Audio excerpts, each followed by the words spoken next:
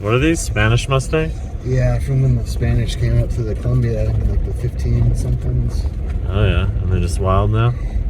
Yeah, they brought the Mustangs and smallpox to the natives. And when Lewis and Clark got here, like some 100 years, almost 100 years later, all the really old natives that survived it. So there's a pink agate, and then there's also fossilized chunks of wood, little bits and pieces of wood too.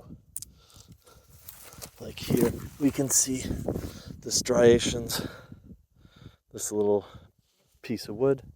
All right, so as far as the picking goes, if you're looking for any of the white ones, there's a few green ones. That's a tiny little shard.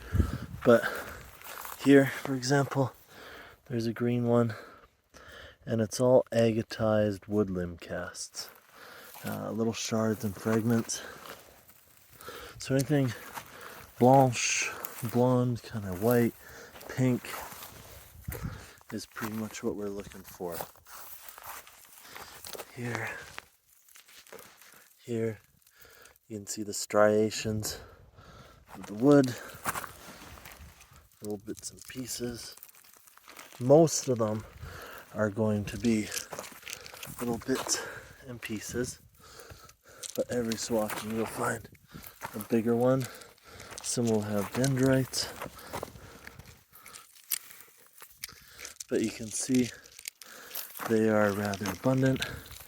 Again, all mostly just little shards, but plentiful.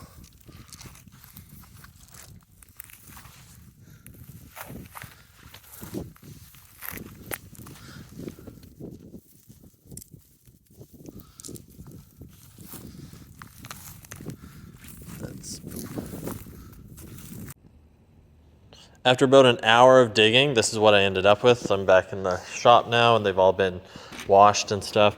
You can see the patterns of the limbs on them. Some are more pink, some are just blonde, but you'll see, so I think what's happening is you get agatized limb casts as well as like vesicles in the earth somewhere too that are creating the nodules, because there's some agates here that also look like seam agates more than limb casts as well. So I think it's a medley of the agatized limbs, like the fossil wood, as well as just standard agate formations. But there's big pieces throughout. I mean, there was other chunks and stuff of the agate too, and you'll see that you actually get the fortification concept where you get an agate perimeter and macro quartz happening inside and the microcrystalline quartz on the outside. But lots of lovely pieces. So after about an hour of digging, I got all that just surface picking. So it's plenty is still there at that site, and I separated. These are all the little wood chips that are like opalized fossil wood. There's no color to them. That's just the type of opalization or the fossilization that occurred. So little bits like that too. Oh yeah. So the cool thing about these agates is they will turn orange. Not all of them, but maybe 70% or so will turn orange under UV light. So I'm gonna wander around with the light here, and if we spot anything orange, it's an agate. There. See that? There's our agate. There's one.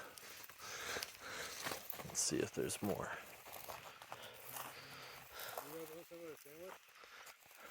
I'm good.